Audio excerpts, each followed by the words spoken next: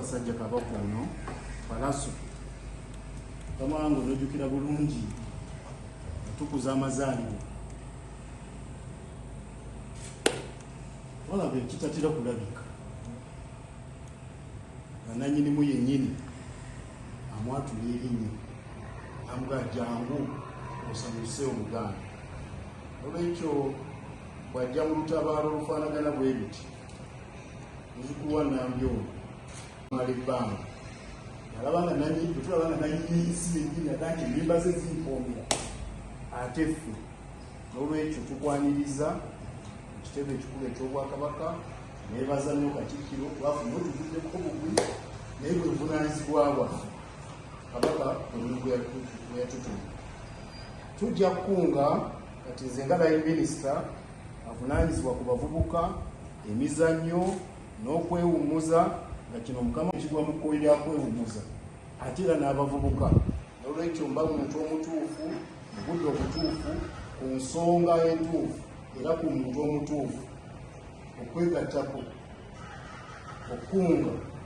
Obuganda bonna ne Bannayuganda bonna.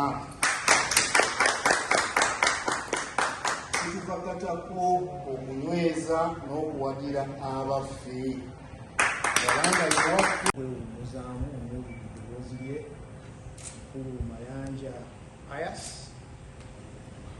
Bikola Ssente Karaso omu n'abakuwerekeddeko ettiimu ennene ennyo ate nga sirabamu ayina nvi abavubuka bannange nenna mbaaniriza olwakabana bonna mu mbuga eno ey'Obwakabaka. Kituufu muzze nga tubadde tubasuubira naye embuga ya Ssaabasajja Kabaka n'ofiisi ya Katikkiro eyaniriza buli muntu ate naddala abazze n'ekigendererwa kyammwe nga kyekuusa kukumbula ekitone n'okuyita mu kitone ekyo okuba ekyokulabirako eri abavubuka abalala. Oweekitiibwa ayogedde ku bwene tusiima wano byange ne omwimbi munnange aliyo njagala omugamba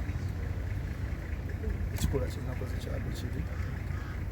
nange nkimanyi nkiraba nkyewuunya nokyewuunya nti nze nakikoze naye bingi byabaddewo n'ekisinga obukulu nalise ku mikutu gyange gya social media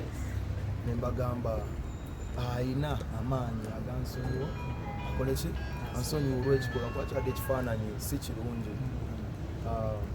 yaman mu kuyita ku mitimbagano okwo neweetondera abawagizi bo ne muyimbi nonno wafunyeko response yonna bo abakwatibwa baateebwa mu mbeera ng'eyo because wakigambye waliwo abaakwatibwa ne batwalibwa wewaawo ye yadduka ku kabangali like kangalu. Nedda embeera eyo giraba nze siri wa polisi nze n'okundaba nga neetaba mu mbeera eyo ku kabangali baali bamutwala nga si kikolwa yalina embeera ye endala temunoonyeseza era nze awo bondaba bubuuza baaliwo nali ngezaako muyamba kitegeera nga ngamba kuyingira sipomisula n'omupolisi munafuzo but that was the only issue. Simanyi bulamu bwe bulala kimanyi nti bafuna obutakkaanya bwavaamu ekifo ekyali kirungi naye ebyo byali bintu bye biki ndala nze sirina muntu yenna yankozeeko mbu musango sirina muntu bwensobola kukwata kusiba ne bogenda ku poliisi siinayo referensi yonna nze ate n'ekirala nze nzikirizaganya yange nze ndi musajja nange saakulira ku kikomera nange nava mu geto nava bagamba geto teriiko kikomera naye si kyangu kyagituukamu kubanga ogivaamu eba mindset kakati just era ekyabaddewo nti nange ninga eyalaze nti nkyalina mindset ate nga mbadde nsubira okuba nga nze nafuna mindset ezokuba nga natoloka mu kikomera ekyo kakati mu mbeera eyo nze nsikiriza yange ngaabamanyi nze sinze muntu agende nnyo okuwaabawaaba ku polisi nze mbiriivinga nti bibyo ebimu ebisembayo naye abantu ng'abantu wabaawo entegeragana esobola okukola ki okutuusibwawo. Kankubulire n'example, ghetto y'ogiraba erina committees. Waliwo committees nyingi ezisobola kugamba, kyengeza kugamba omuntu yenna bw'aba nga alina ensasa geegi yakoze oba ebyo bibye naani ne poliisi, si byange naye nze byange naye ensobi yange, kuba sijja kudda mu nsonga nti naye yakoze kino naye nakola kino nange nekola nedda, mba siri mwenkanya, mba siri musajja kimala, kubanga nze ndi ku kyennakoze, kubanga kyennakoze nze era kyenakoze si kirungi era nkyetonda olw'abangi, olwa industry, olulwe, olwa mikwano gyange. Kyeyakoze oba ani omulala ekyo kyani kikye, era be bakutte abo bonna abawayiriza abagamba osimanya yakutte simanya, nze siri wa poliisi, ate siina mutu yenna gwe ninako musango, ate siina, so ebyo biyaabwe biki birala wazira kyekyo ekituufu, wazira era mbasuubiza nti omulundi oguddako nja kugezaako okwekuuma, nja kusiiga ekifaananyi ekirungi, nja kugezaako nange ndi muntu naye n'abalala bantu basiga ekifaananyi ekirungi. Basi bagamba omunenya sitaani okukema, naye nga bwe yali akukema yakusangawa. Tufube nnyo okwewala ebifo by'omanyidde ddala nti naye wennyini waliwo engeri gye tweyisaamu ffenna eyakyukamu ndowooza, naye ng'ebigambo byange byebyo. Nze kyengezaako bagamba bonna abo abalala n'ebigondi byabwe, actually twakasagala kuyingira nnyo the whole detail, but the whole detail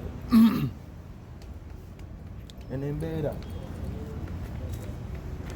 lwakuba nti abantu abatwetooloola bano oli ajjayo essimu, amasimu gajjayo noazino, naye nembeera yabadde sijja gattako bigambo, sijja kunnyonnyola bingi kubanga ekituufu kiri nti ne bw'okikyusa ne bw'okizaawa nasobezza, ate kyagenze singa nsobola okukizza nandikizizza, naye ate tebageddako gattako bino birala. Yes. Bw'olaze omutima ogwa resilience because wayishuinze n'apology ate ng'olina n'ekivulu, but mu kamwa ke ng'ayogerako n'abamu ku bamawulire nange mwendi ye yagambye ffenna tuli ba streets ze zijja otulamula, ghettos si nsanyufu according ku bo, tulaba ne baana ezimu zooteddemu ssente zisikambulwayo, sinakindi yaŋŋambye mu kamwa ke akwagalamu mu bbata omu ku omu. Yali Gaze muganda wange tugenda mu Love Fest tugogonga mwenda, nekyenjagala okugamba nze Palaso okugambye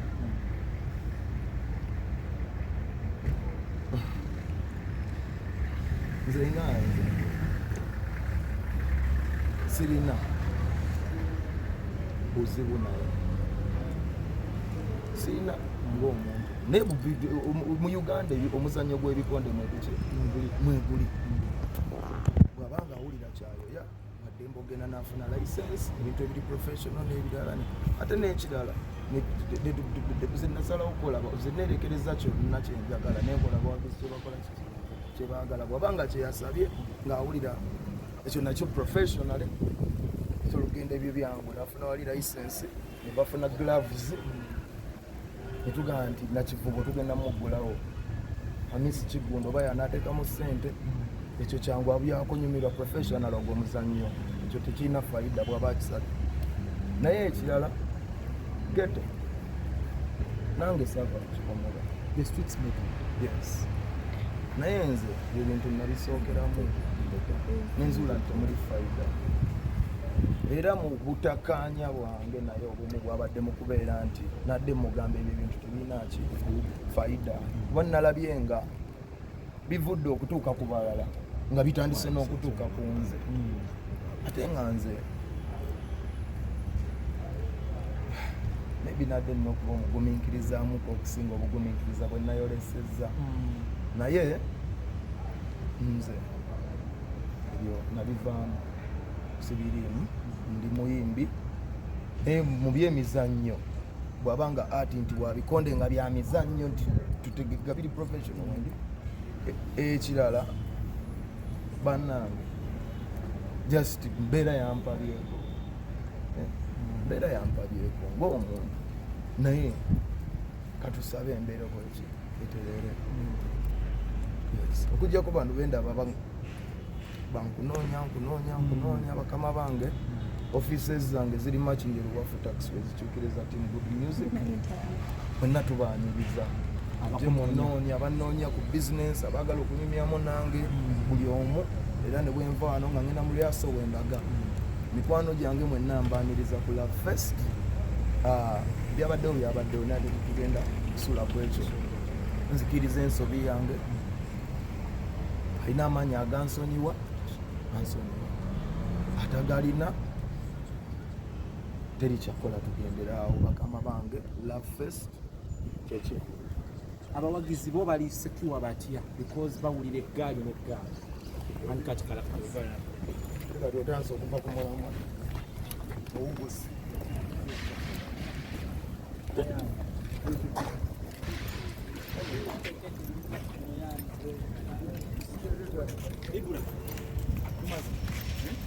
abawagizi oludolere kiri kisaawa obatiisa kati ozegattakawo ozegattaka oba ozekyolako oba ozegattakawo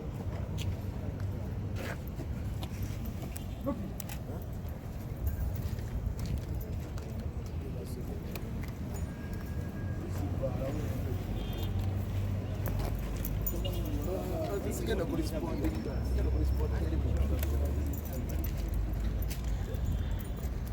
solo Saloles osoka balambuze ku Masengere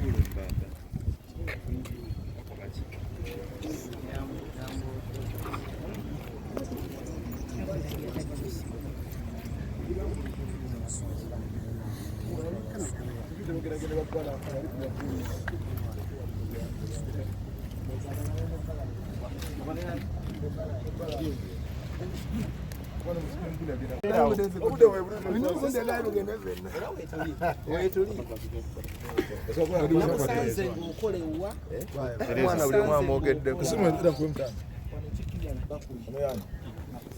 nga firimu yamasasi omwana tugenda bakuba susu beeramu susu